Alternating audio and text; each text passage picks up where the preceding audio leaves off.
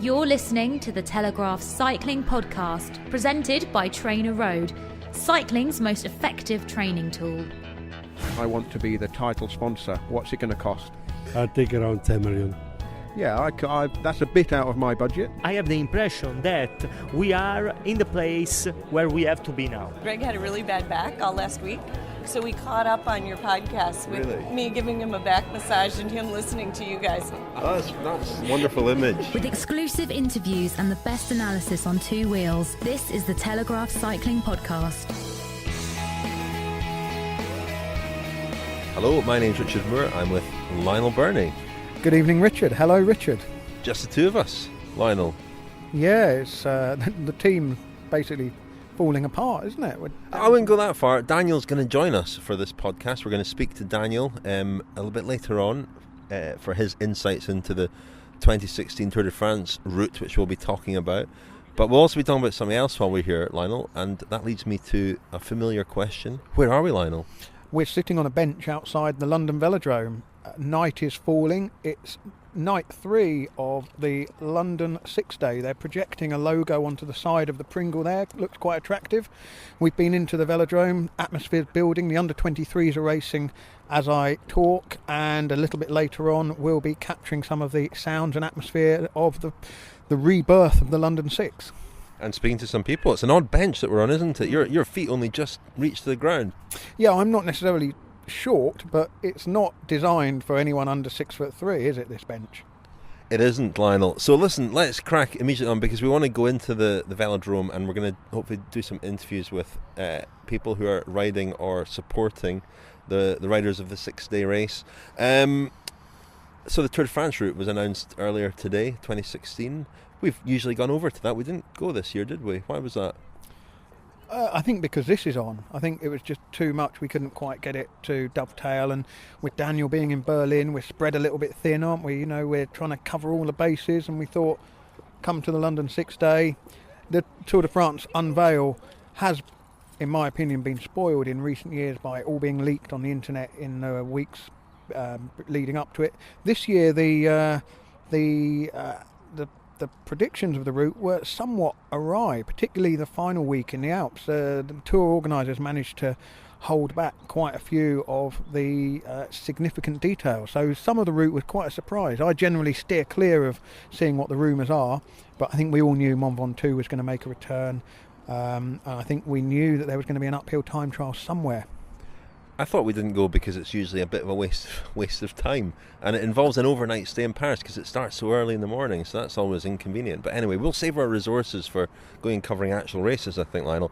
A kindred spirit for you, Vincent Lavenu, the general manager at AG2R, they put out a press release after the route was announced. Lavenu said, "I hate rumours, therefore I did not check social medias before the official presentation." A man after your own heart there. Absolutely. Well done, Vincent. So it starts up in Mont Saint-Michel, where we were in 2013. There was a time trial there that was won by Chris Froome, was it? Or no, he was second to Tony Martin. Tony Martin won the stage, but Froome really laid the foundations for his overall victory in 2013. Yeah, I had some. Well, I think we both have Moole. We recorded a podcast over an early dinner in a nice restaurant with big glass windows giving you a great backdrop of Mont Saint-Michel. Stunning part of the world, beautiful place for the Grand Depart, and it's because it ties in with commemorating the D-Day landings as well, with the finish up at Utah Beach. It's going to be quite a poignant day, I think, the first day. Yeah, as you say, stunning backdrop. You bring up food very early there, Lionel, because obviously Daniel's going to be giving us insight into some of the climbs, a lot of new mountains and new climbs in next year's tour. But you can give us an insight into the culinary tour of France, because I know that's the first thing that you think about when you see the route. You sort of plan your dinners. Any particular highlights next year? Well, what have we got? We've got there's lots of highlights. Into Normandy, stage in Normandy, so there'll be cider and mugs. There'll be cider and brandy in Normandy. We go through the Massif Central, the Cantal region, and some fabulous cheeses there. Should be a good tour for Cassoulet with a finish in Revel this year. But really, it's all about the Alps and rich, cheesy dinners for nearly a week, I think. It's going to be raclette, and it's going to be tartiflette, and it's going to be melted cheese and boiled potatoes and cornichons and cured hams. It's going to be a heavy old week. And then the final stage starts at Chantilly, the famous chateau at Chantilly, and also the birthplace of whipped cream, squirty cream. So particularly looking forward to that. That's not really a highlight as far as I'm concerned. I think we're getting some Bourg-en-Bresse chicken as well. Yeah, the Bourg-en-Bresse chicken. It's a start there, but we'll have to try and get a hotel nearby so we can go to the best chicken restaurant in Bourg-en-Bresse, which is in the world. In the world, the best French chicken Bourg-en-Bresse restaurant. We ate there a couple of years ago, I think, with the guys from Velo News. We did. How about the cycling, Lionel? What's going to happen? I mean, there's an early tricky stage. That first stage is obviously a sprinter stage. Another opportunity for a sprinter to take the yellow jersey. Mark Cavendish has never quite done that. He will be hoping against hope that he can finally take his first yellow jersey. We'll see.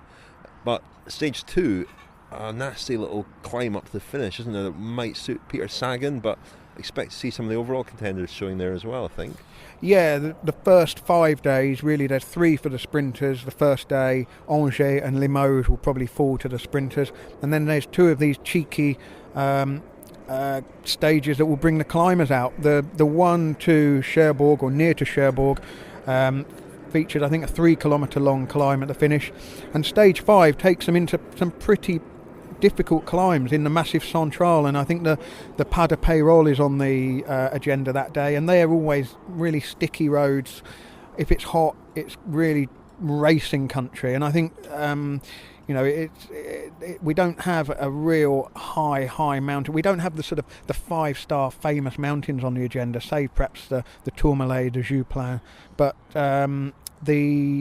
it's a kind of racers tour, and those 2 stages in the first week, stage 2 to Cherbourg and stage 3 to Lioran, they will make the overall contenders have to pay attention to each other, and sets it up before we get to the Pyrenees, and that's really Daniel's terrain, isn't it? Talking about the mountains, we'll hear from him in a little bit.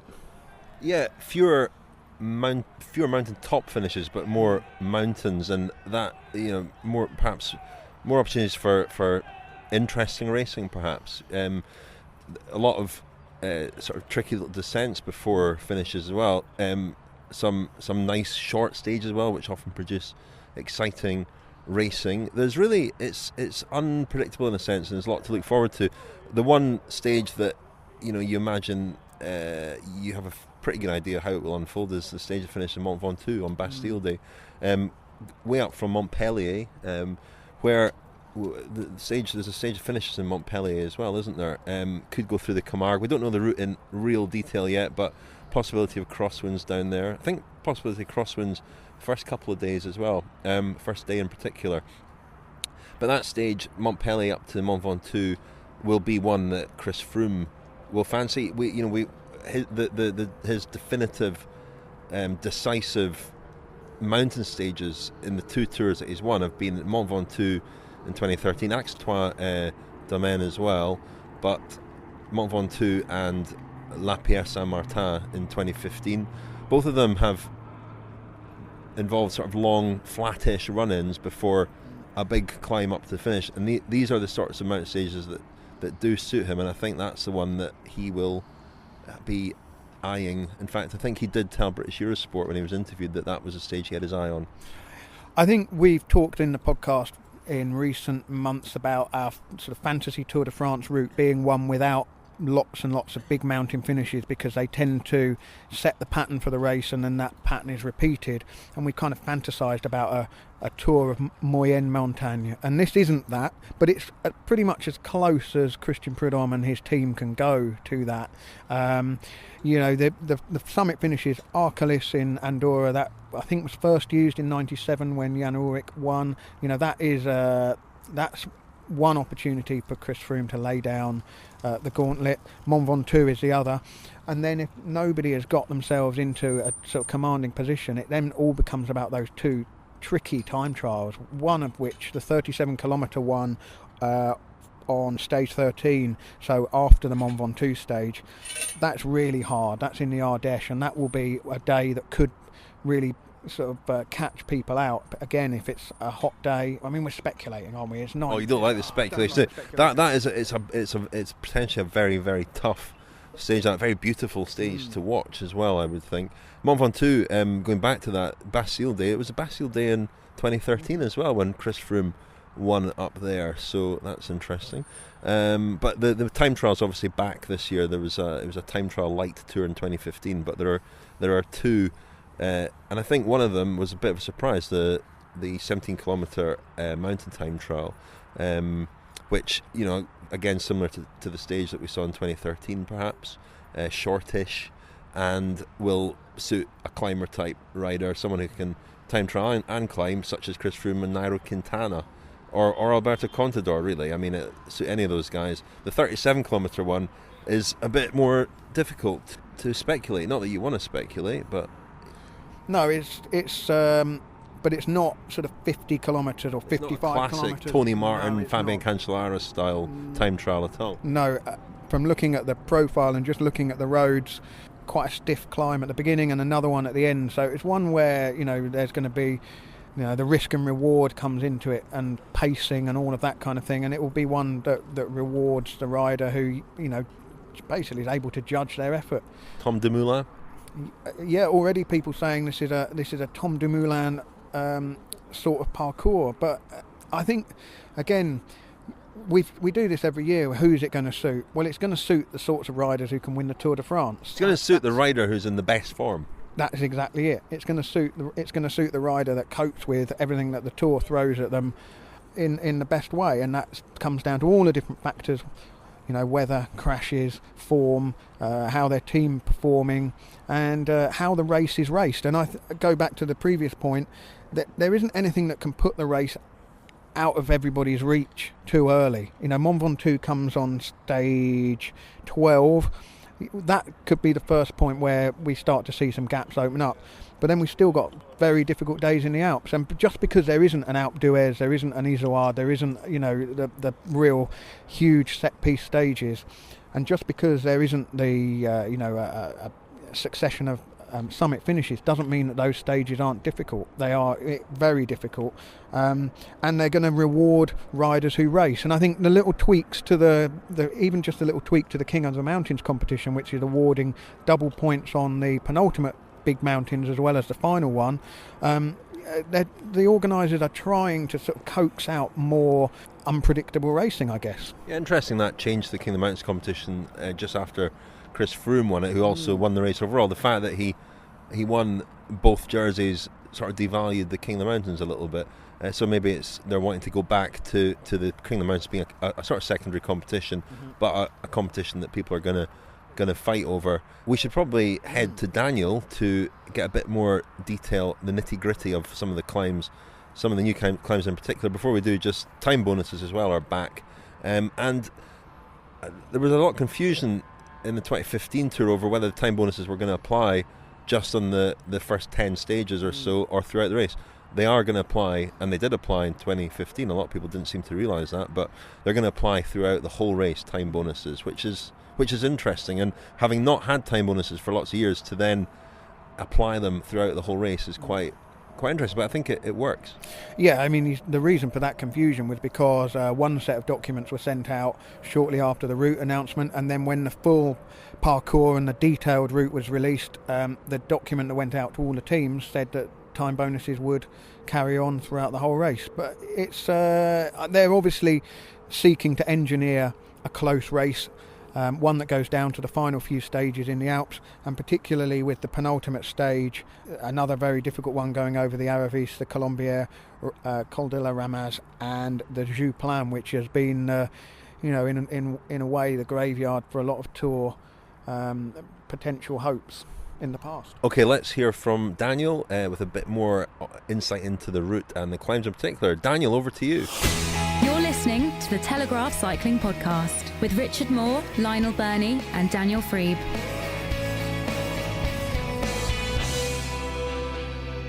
So Daniel, has the Tour route reached you over there in Germany? Are they interested in the Tour de France these days? They certainly are, not least because it's looking very likely that next year's tour is going to start in Germany.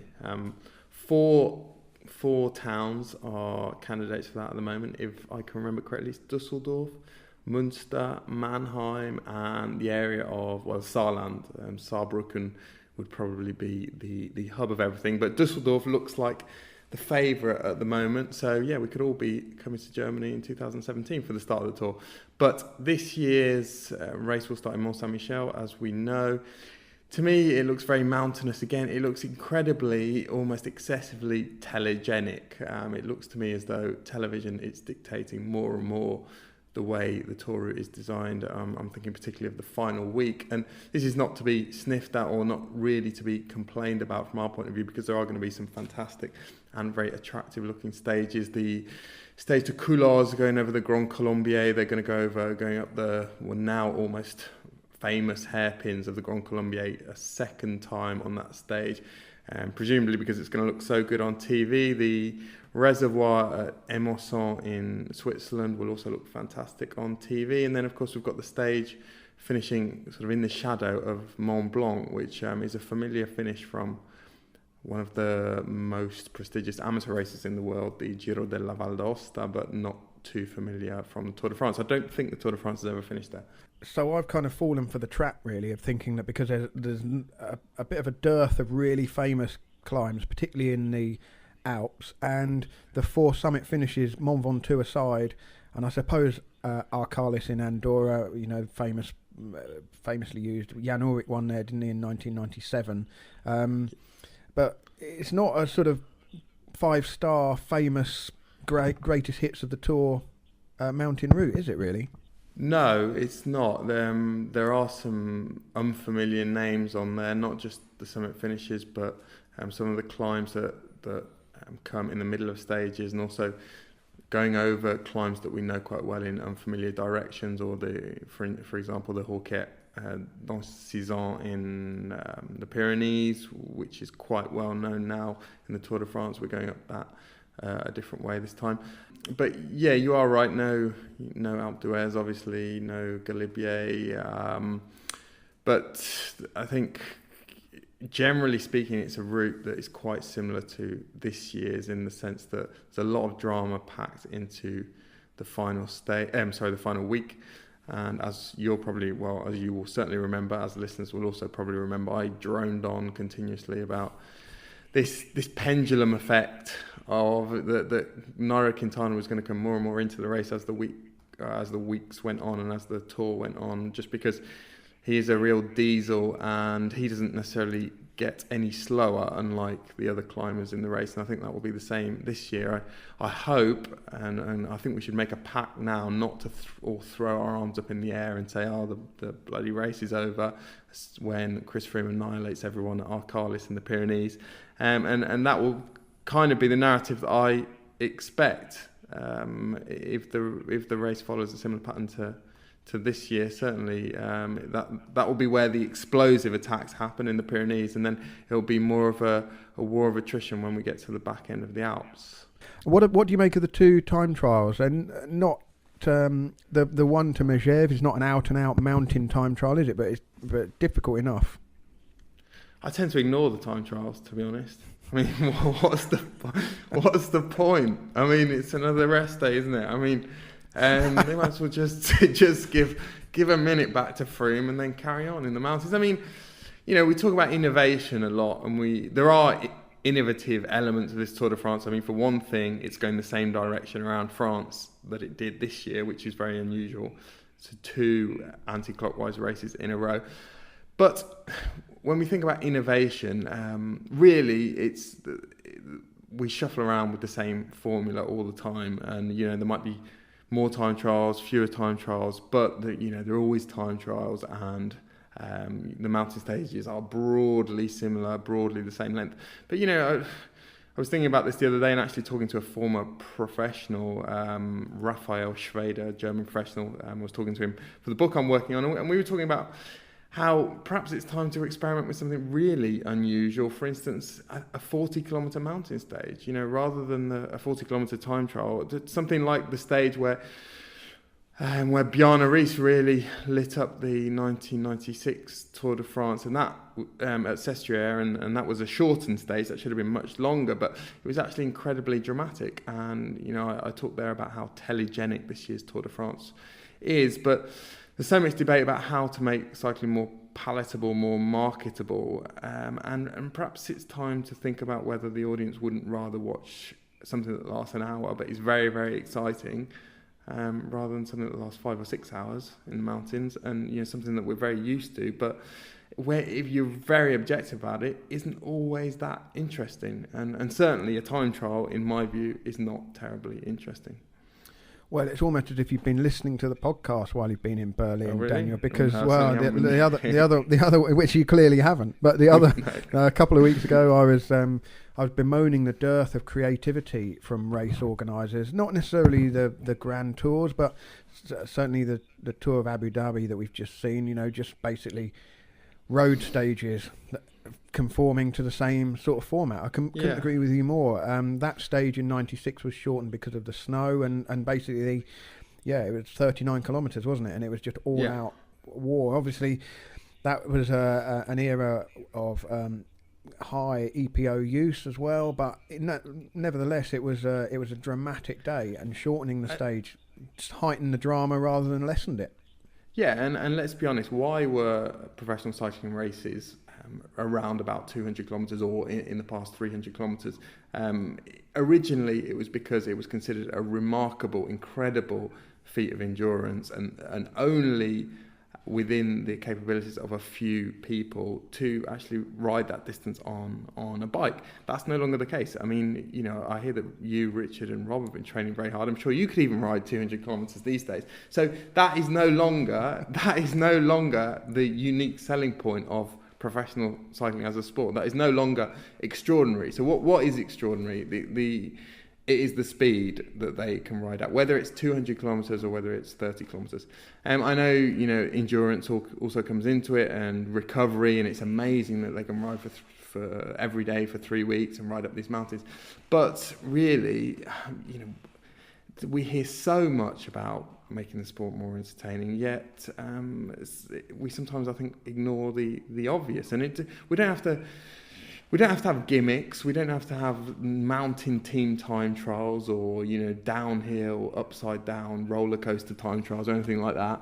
Just maybe think a bit more simply, and also look at the evidence, look at the empirical evidence of the last few years, and where has the most drama taken place? Where have the most exciting stages taken place? And it's generally been the 100 kilometre, 110 kilometre mountain stages, which have been rare, but when we've had them, they've almost invariably been fantastic. This is the Telegraph Cycling Podcast. Join us on Twitter and Facebook. Just search online for the Cycling Podcast.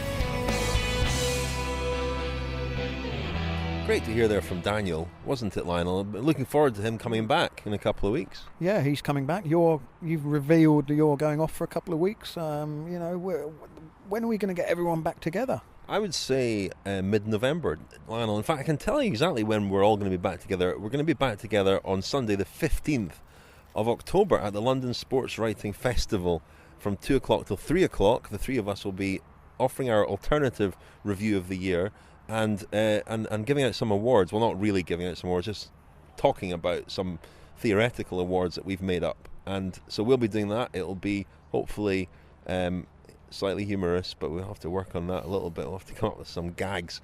But no, it's a live event. Tickets available at the London Sports Writing Festival website. It's at Lord's in London, the home of cricket. So please do come along. I think tickets are selling well for that, so grab your ticket while you can and come and be part of the audience at the Cycling Podcast live at Lord's on the 15th of October. Lionel, November 15th of November. November.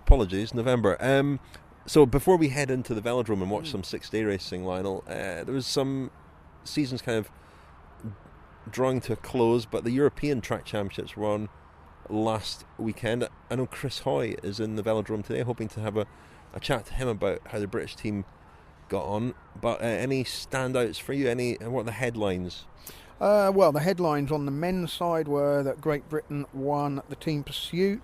Elia Viviani won the Omnium in very impressive style, and that Omnium competition, we were talking about this before we began recording, that could be shaping up to be one of the standout events of the Rio Olympics next year. Well, we've got Viviani in sparkling form. He's really stepped up this year, and looked almost unbeatable there. Brian Cockard will be riding the Omnium in Rio, we think, as well, and Mark Cavendish, of course, has got his eye on that.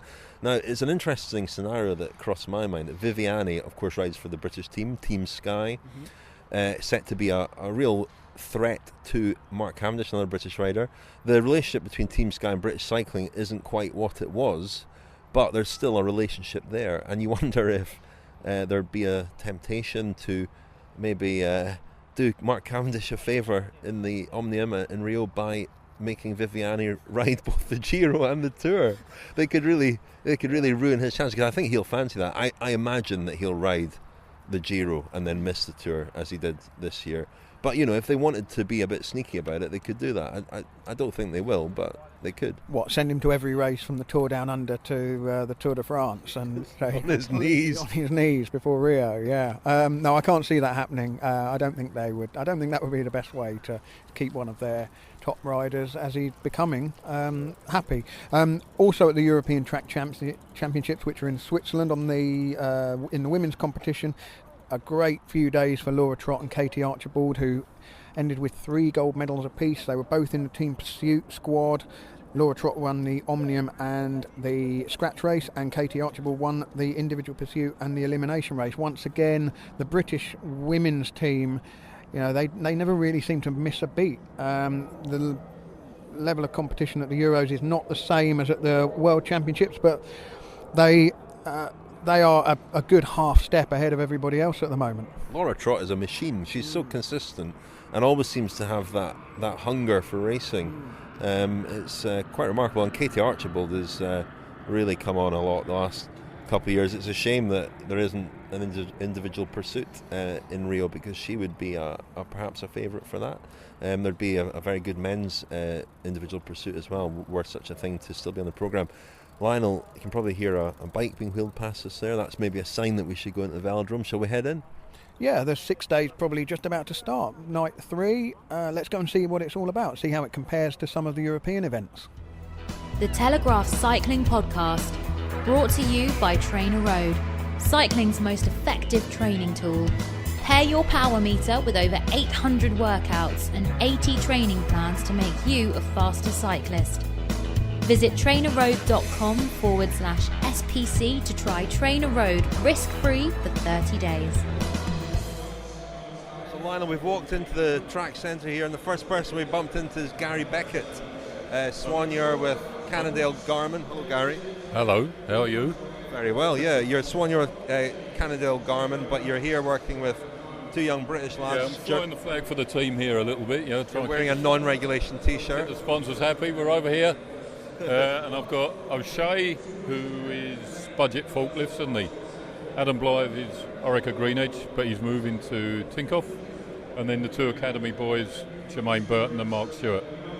So yeah, in the summer you're soigneur with Cannondale Garmin, but you do a lot of work at the 6 days in the winter. You've been working the 6-day circuit for many years. Just can you talk us through the setup here? You've got the cabins, and I just put my hand on something very hot here. What's that? This is our little tumble dryer. You can't get these anymore. I think they've probably got the last one in Europe. Seriously. Most of the old established soigneurs have all got these. And what will happen is this stadium is quite warm, so it's not too much of an issue for the riders. But as soon as they come down off the track, obviously they're sweating like crazy. Sit them in there or strip them off, towel them down, and then their vests and jerseys go into here, tumble dry them, ready for the next race. So they've got 3 jerseys, three undervests, so they're constantly rotating the jerseys to stay dry. So you've said you worked at all the big 6-day races. How does this one, a new edition on the calendar this winter, how does this one compare with the traditional 6s in Europe? Well, so far, obviously a first event anywhere, there's a few little teething problems, but it's running along fairly smoothly.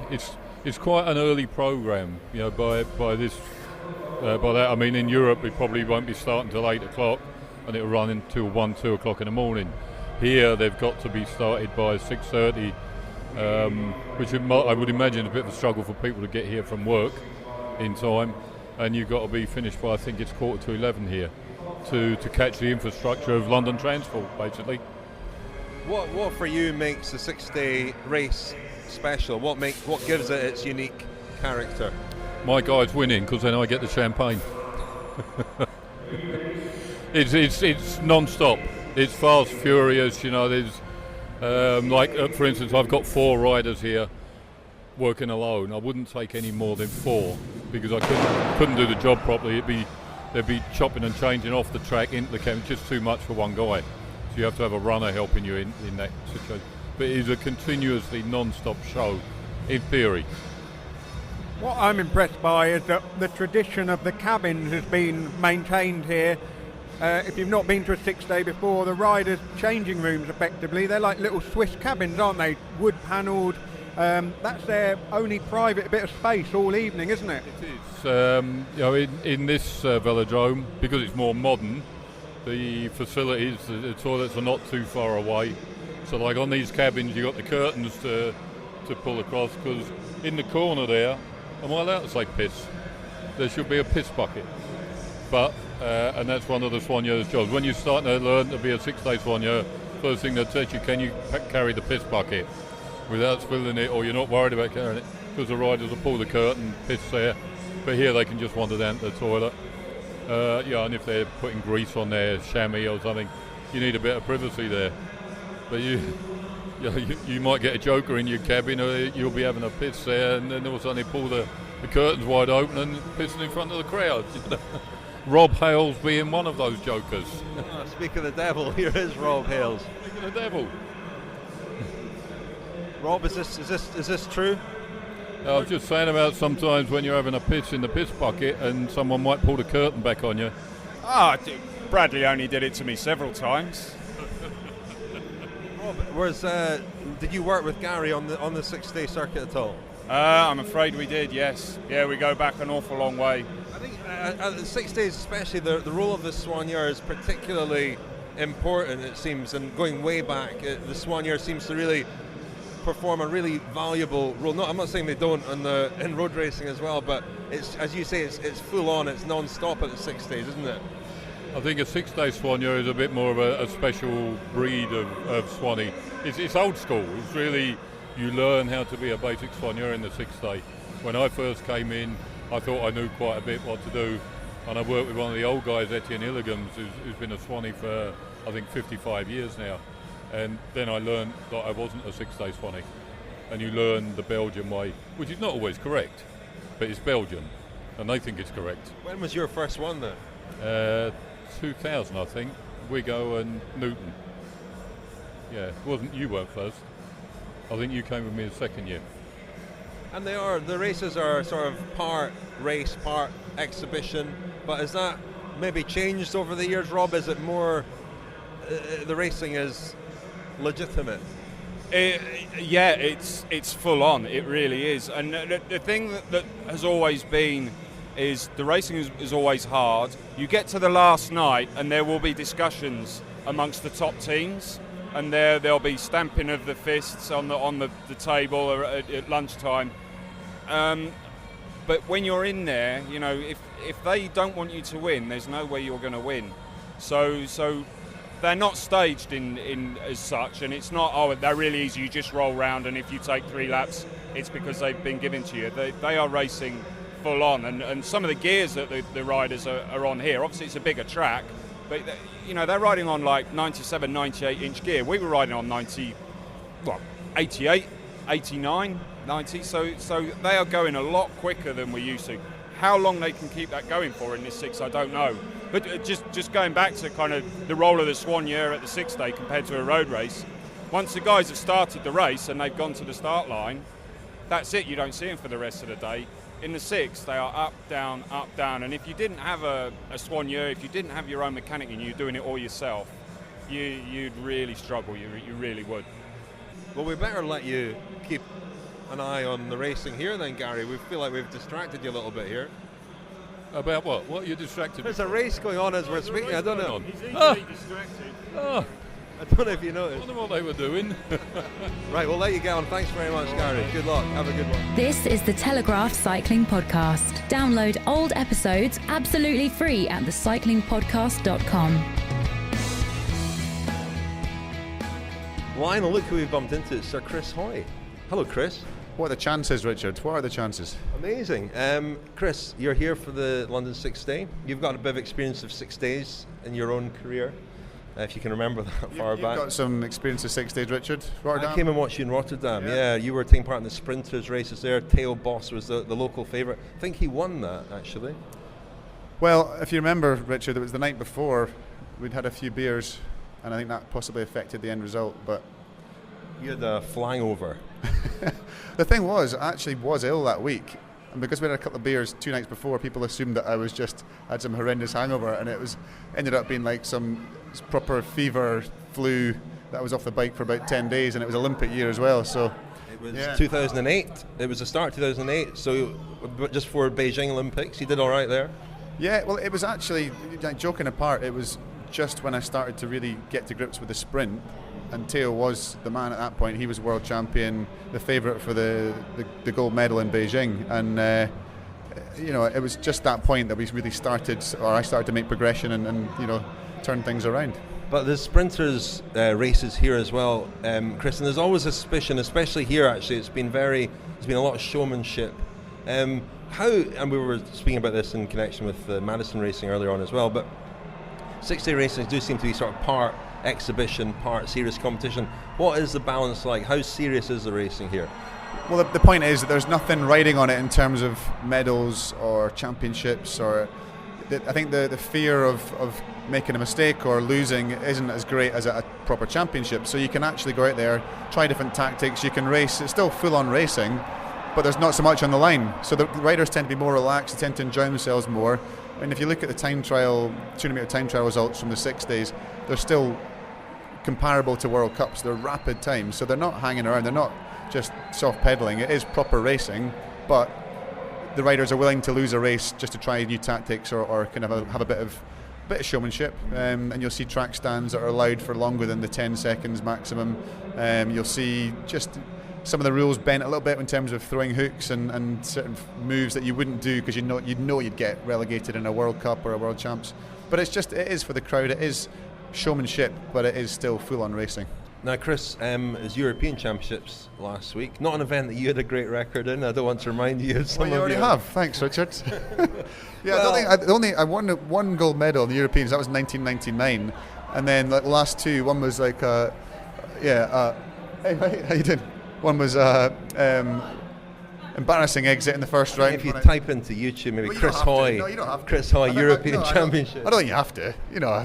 I think we can leave it there, Richard. But we'll put a link somewhere with the podcast. It's entertaining. I can tell about you, Richard. It's entertaining. If you want me to, I can. I was going to talk about the European Championships last week. The British team, good, strong performance overall. Well, I am actually. What's your assessment of them at this particular point? I think you've got to look at it in different segments and different groups. Female endurance, I think, absolutely on the money, exactly where they would want to be, maybe even ahead of where they would expect to be. Bodes really well for the next 9-10 months. Men's endurance, I would say the same. There's always the Aussies are their sort of nemesis team, or not really nemesis because they've beaten them at every games, but they're the biggest challengers, the Kiwis as well. But they've sent a message out there with a 355, and they've done a 354 I think at Derby a few months ago too. Bradley in the team, there's guys that Ed was missing with an injury. They've got such a strong squad, and to set their stall out this early with a fantastic time, brilliant. Men's sprint, women's sprint, not as good, and I think that despite some good performances that were maybe not highlighted by the fact they didn't win medals, it's still not good enough. It's not what they would want, where they would want to be, but it's not for lack of trying. They are. I know the guys, obviously. I know the coaches, and I know what's going on behind the scenes in terms of the work they're doing. They are doing everything they possibly can, but it's not quite coming together right now. But it didn't come together for us, as you mentioned, at the Europeans pre-London, even pre-Beijing. So it's not to say they can't do it when it really counts. But Jason Kenny has an amazing record of not really doing an awful lot in between Olympic Games and then bringing his A game to the Olympics. Which is what you want, and people don't remember, apart from you, people don't remember what happens at European Championships if you win the Olympics. You want to, every race you enter, you want to win. You always want to be a champion. You always want to win races. But if you're going to sacrifice anything, it's the time in between the Olympics to step on that podium when it really counts. Right. Well, Chris, we'll let you get back to your VIP hospitality. But just finally, you're a petrol head now. Your motor racing career is going from strength to strength. Tell us what your plans are next year. I'm working tonight, Richard. I don't know. You're the one that's in the hospitality. He's making out as if. Piggybacking on people that we know. Yeah, no, tell us about you've had a success recently, and next year is a big year for you. Yeah, well, this season's been a big step up. I raced in the European Le Mans Series, and that's endurance racing, where you're racing at the moment it's 4-hour races, 5 times throughout the season. We won 3 of those races, 3rd in the other one, and then the last one we didn't actually finish. The car broke down, but we won the championship. So I'm a European champion. I'm a European champion now, Richard, in motorsport. There you go. Put that in your pipe and smoke it. There we go. Finally. Forgot I'm a European champion, a current European champion. So it's been a fantastic season. I'm racing with Charlie Robertson, who's a young, very promising Scottish driver, racing with the Nissan Ginetta team, LMP3 category. But next season, I'll be making hopefully a big step up to do the 24 hours of Le Mans, and that's it's not even a childhood dream. I never thought it would be possible, so I didn't even dream about it. But obviously followed it as a kid, watched it on the telly. Took a great interest, but never thought I'd ever get the chance to actually be there myself. Well, we can't cover it because we're a cycling podcast, but we'll be watching from afar with great interest. That's in June, isn't it? It is in June. Well, there's a 24 hours of Le Mans bike race as well. You could come down for that. You could probably do that. We could do that. We could do that. I reckon the dream team. We've got lots of reserves. We could do that, couldn't we, Lionel? Yeah, that's a definite yes. We're committed. Okay, Chris, thanks very much. Back to your champagne and caviar. Thanks very much. Prawn sandwiches. Yeah, cheers. Thanks. Cheers. Take care. This is the Telegraph Cycling Podcast in association with British Eurosport. Well, Lionel, we've just come out the London 6 day. Enjoyable evenings racing? I think so, for the crowd who are here. It's a strange one, isn't it? I can't quite get a handle on it. It doesn't feel like a 6 day to me, but then that's because my experience of a 6 day is so tightly wrapped up in the Ghent 6, which has a completely different atmosphere, a completely different origin. It feels a little bit caught. And actually the European 6 days, the crowd don't appear to be paying much attention to the racing. They're there it's a social event. They're there to drink beer and eat hot dogs and have a good time. But that actually is what gives those races their unique character. It does, but other than Ghent and perhaps 1 or 2 others, over the last 15 years the 6 day circuit has shrunk. Those events haven't survived. I think in the UK we've seen how Revolution has kind of, with a tighter 1 night only programme, and then the last year or so extending to different venues and experimenting with the formats, they've come up with a real winning formula. And I think seeing this here, I wonder whether the 6 day format of racing is quite as accessible as it needs to be to get the whole crowd on side and understanding what's going on. It's quite a complicated format. Watching Madison's, and then there's some sprint races, and then there's sort of 2-man 500 metre time trials, and obviously yes, it all adds up towards the overall standings, but I think it's given me a sort of fresh perspective on what Revolution has brought to track racing, certainly in this country. I wouldn't necessarily swap it for the Ghent 6 either, because the Ghent 6, as I say, has that character all of its own. It's a completely different event. It's difficult as well because this venue I associate with championship racing. It's the Olympic venue. We've been here for World Cups. The World Championships will be here next year. It hasn't quite captured the party atmosphere of the... Well, we were here last for the Bradley Wiggins Hour record. A very febrile atmosphere there. That was extraordinary. It showed you what this place can be like. And I've been here, obviously, I was here for the Olympic Games in 2012 as well. Astonishing atmosphere in there for that. And there wasn't a huge crowd tonight. It was decent. It was decent, but it wasn't huge. And I think you're absolutely right that the racing isn't that accessible. And if you're new to track cycling, I don't think you'd necessarily really know what was going on. At the same time, it did feel quite a corporate event, which I think cycling in the UK does seem to be more than in Europe. You know, there was a lot of corporate hospitality going on in the track centre, and it felt a bit more corporate. Yeah, definitely, and I think this is the point Daniel's made about the difference between Europe and the UK. Europe, cycling is very much the working man's sport, and sorry to keep going on about the Ghent 6, but the middle of the track is where that's the cheapest ticket for the night. You stand up, you stand in the middle, it's crammed in like sardines, particularly towards the weekend. The bars are busy, and if you want to get outside of that kind of melee, you need to pay a little bit extra to get a seat, whereas here it's the other way around. The sort of the ordinary spectators are in the seats, and the track centre, which is probably the more exciting place to be, is reserved for, you know, there's a kind of a bar area, and there's canapes and, you know, sponsorship kind of things going on. But let's be fair, it's Tuesday night. I think I'm regretting not coming on either Sunday night or one of the nights closer to the weekend, but unfortunately not able to have done that. I think as a first event, you know, Sir Chris Hoy is absolutely right. The potential for it is massive, and they'll no doubt tweak some of the things next year. I think also bearing in mind that none of the real British stars are competing, which Revolution always has, you know, some Olympic gold medalists and so on, which does help sell tickets. They've done very well to sell as many tickets as they have, considering that, you know, it's a decent field with some well-known names, but none of the sort of British stars taking part. So bearing all that in mind, good effort. Anyway, we'll wrap up this week's podcast of two halves, really, with Tour de France 2016 route, look ahead to. And it's an incredible juxtaposition, isn't it, of the Tour de France route and 6-day cycling. It's like the meeting of two opposite ends of the cycling spectrum. It is, Lionel, yes. Well, this podcast is a broad church, and we'll be back next week with a more standard, regular type episode. Actually, no, we're planning something a bit different next week as well, but you'll have to tune in next week for that. Are we? Yeah. One word. Lance. Oh yes, of course, yes. Oh, I'm looking forward to that. Yeah. Okay, well, anyway, that's enough on that note. Let's bid adieu to the Lee Valley Velo Park, and we'll be back next week. Thank you very much, Lionel. Thank you, Richard.